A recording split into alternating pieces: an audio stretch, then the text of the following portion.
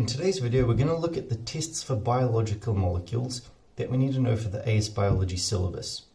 If you want to skip to a certain test that you see here on this page, take a look in the description below as I've listed the respective timestamps.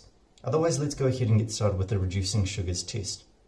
So to test for reducing sugars, we boil our sample with Benedict's reagent, which is copper 2 sulfate. And if there is no reducing sugar present, we will have a blue precipitate.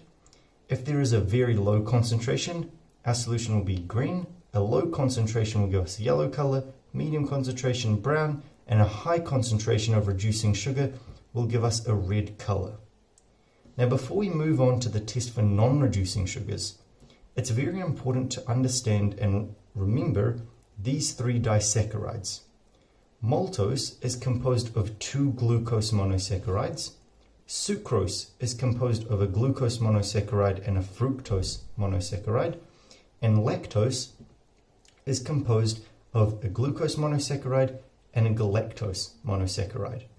Now, all monosaccharides are reducing sugars. So when we test monosaccharides with the reducing sugars test, we will get a result. With the non-reducing sugars, we have to take the step here. Now, before going to this test, it's important to understand what is a reducing sugar and what is a non-reducing sugar. So a reducing sugar is a sugar that can donate an electron to another atom. And by doing so, it makes that atom more negative, right? It reduces it. Non-reducing sugars, on the other hand, cannot donate an electron. They cannot make another atom more negative. Now, most disaccharides are non-reducing. So in order to test a non-reducing sugar, what we have to do is we have to boil it with hydrochloric acid in order to hydrolyze it into its components, and then we have to neutralize it with sodium hydrogen carbonate, and then we test with Benedict's reagent. Now, the reason we have to neutralize it is because after we've boiled with hydrochloric acid, we've increased the acidity of the solution, right? The pH is lower.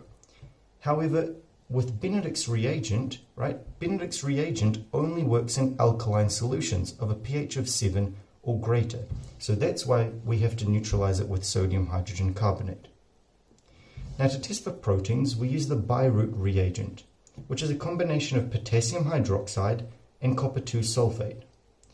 The Biuret reagent identifies peptide bonds present between amino acids. And amino acids are the building blocks of proteins, so where there are peptide bonds, there are therefore proteins. Now, a positive result for proteins will give us a change in color from pale blue to lilac or purple. Moving on to the starch test. To test for starch, we use iodine and potassium iodide solution, which is orange, and if starch is present, it will change color to a blue-black. The reason why is because starch is made of 2 molecules. It's made of amylopectin, which is highly branched, and amylose, which has this helical structure. And if starch is present, the iodine molecules will become trapped inside that amylose helix, and that's what's going to give us that blue-black color. To test for lipids, we take 2 centimeters cubed of our sample, and we add 5 centimeters cubed of ethanol, and shake to dissolve that sample. We then add 5 centimeters cubed of water, and once again we have to shake, and if lipids are present, we will get a cloudy white suspension. So make sure you remember all of the tests, especially the 2 tables, because these will definitely come up in possibly all of the papers. And that's it for this video. If you enjoyed, if you found it helpful, take a look at some of the other videos on my channel that might interest you.